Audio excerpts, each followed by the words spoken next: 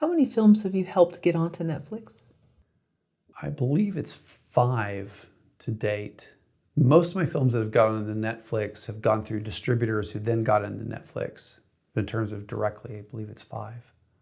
How about this year? I know we're early in the year. Oh yeah, none this year. None this year, Yeah. okay. Okay. What's the most recent film you got onto Netflix? Most recent, I'm trying to think if there's something after Tinker that got onto Netflix. There's a film called, a kind of lo-fi sci-fi film called Tinker. I believe that was the last one. Was that the one where she was a personal assistant to an No. insane writer? Oh, okay, because that looked good. No, Not Chase sure. Crawford was in it. Okay.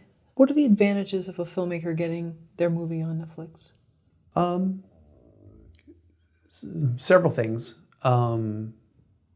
You know, first of all, if you're beloved by Netflix and they want to bring you into the fold in terms of making films, you know, one of the few companies that can just, you know, say yes very quickly and finance your movie.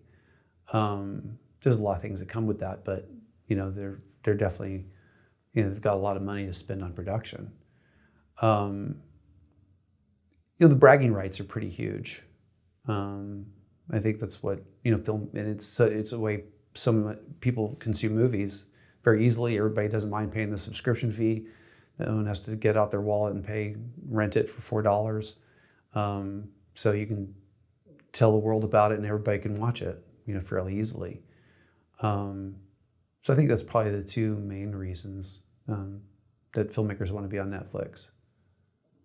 Do they have, would you say their recommendations are one of the best in terms of, you know, giving you similar titles so that your movie will be seen, you know, by other moviegoers? You know, like if I'm clicking on one, then it's just, it's so well, sort of the algorithm is so personalized. Yeah. Yeah, I've seen, you know, I think that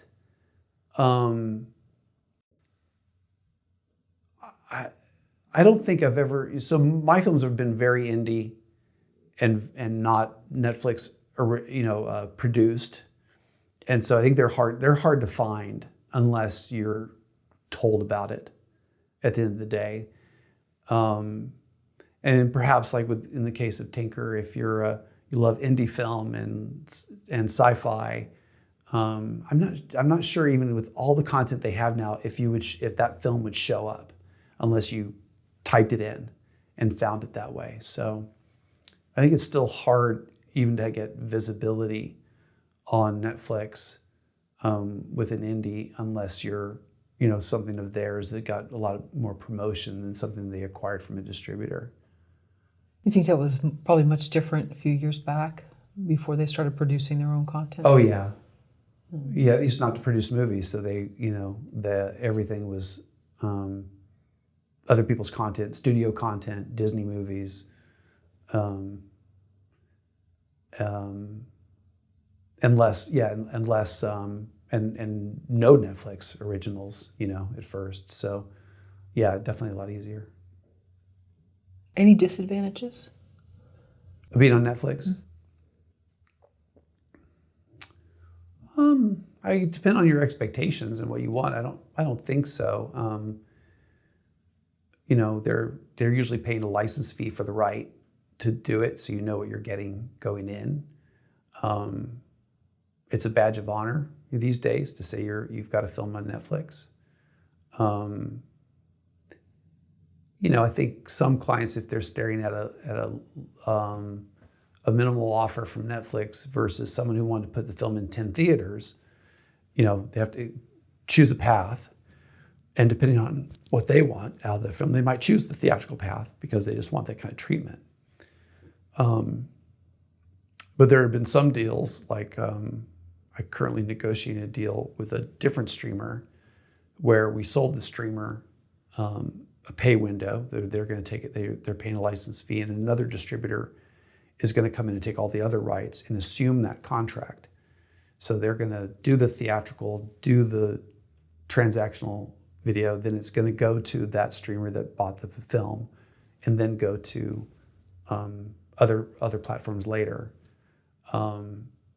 and the same distributor was going to pay a lot less beforehand when they didn't know about the TV deal. So they got their cake and they eat it too, so to speak, because they got can't say the name yet, but the cable deal that they're getting, and they're getting someone to take it out on 10 screens theatrically. So that's a win-win in that case. What are the pathways to getting a film on Netflix these days? So there's pitching into the originals division to see if it's something they want to take on directly from the filmmaker, or you can be with a distributor who then, after they take it out on transactional VOD, will then try to pitch it to Netflix. At the same time, they might pitch HBO, Hulu, and other streamers to see if they want to take it, usually 90 to 120 days after the start of the transactional video window. So there's really two paths. There's either directly, we can sell it directly, or through a distributor as a window later on. And can me as an individual just contact Netflix? Can I just send them a letter? And my experience is not really. Just from, that's not to prohibit anybody from trying, or who knows if you've got the right moxie to get in the door, right?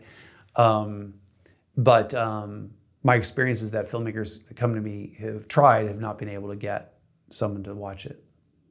So it's similar to what you were talking about with the need for a producer rep, in that some doors are closed, Yeah. some doors are open, maybe they shouldn't be, but the ones that are closed, sometimes there's reasons, and then you do, those might actually be the best ones to try to go. Absolutely, yeah. Okay, interesting. So if they know someone, or if the distributor that they've gone with has access, that's usually how it's done for smaller Yeah, films? exactly. Okay. And do most distributors promise that, or they entertain it but they don't promise it? Both. There's some distributors that say, there's some distributors that will say, yes, we're going to pitch it to Netflix and HBO, et cetera. That same distributor might also want a film but say, hey, we want it, but we're probably not going to be able to make a deal with HBO or Netflix, if they're being honest. There are some distributors that on the lower side of the spectrum that don't even try because they don't have the relationships. There are smaller distributors that just can't, that take films out to the transactional VOD space and the advertising VOD space, but don't have the relationships to make a deal with Netflix or Hulu, et cetera. And then there are some distributors that kind of pretend they have the relationship and just say that they can pitch them and really can't. How does an indie filmmaker get a Netflix original? Well, so there's kind of two ways. One is if you've somehow managed to pitch it to Netflix and they want to make it with you, normally to get that pitch, you've got to be going in with someone who's made a film with them before. They and most Hollywood-based distributors and just don't have an open door policy for anybody to just come in and pitch anything. Most of them, including Netflix, make films with the production companies that are owned by Starz or just producers that have been making films for a long time.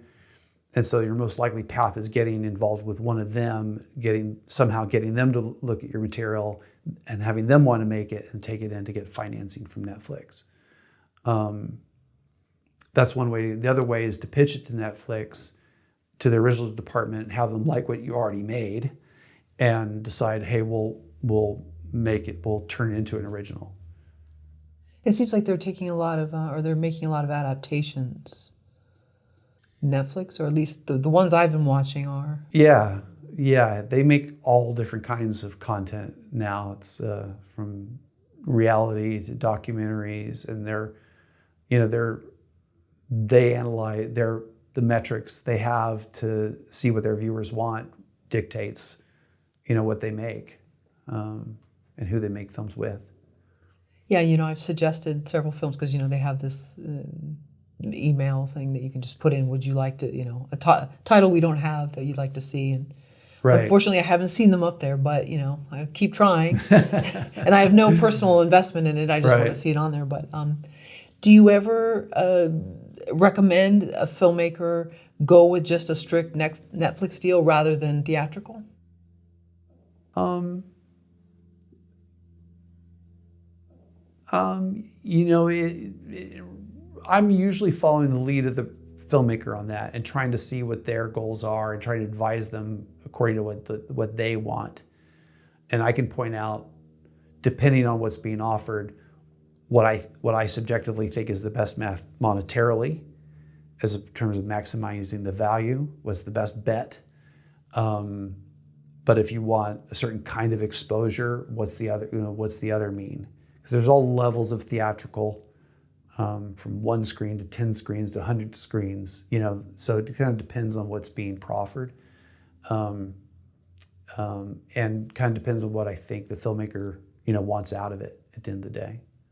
When you say exposure, are they also considering future projects down the line? Getting their name out there maybe is more important than getting someone to see movie A.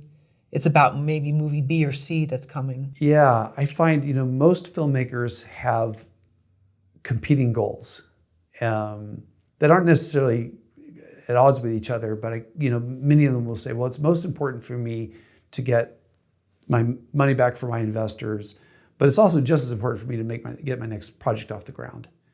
So they've really declared that they've got two most important things, at the end of the day. I'd say, and then it kind of depends, because there are some people who have financed their own thing, so they definitely have both things in mind.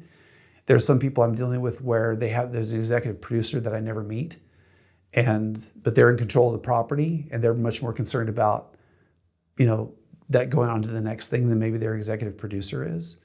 So, and then I get sometimes the executive producer is part of the discussion, so they're having to pay attention to that person, and really the goal is monetization. I find that, though, usually the best situation for exposure matches the best path for monetization. Is usually not. It's pretty rare to have that Netflix offer versus semi-wide theatrical, where you think, wow, the money's kind of equal, the exposure's kind of equal. It's usually someone is putting up something that's a lot better than everybody else.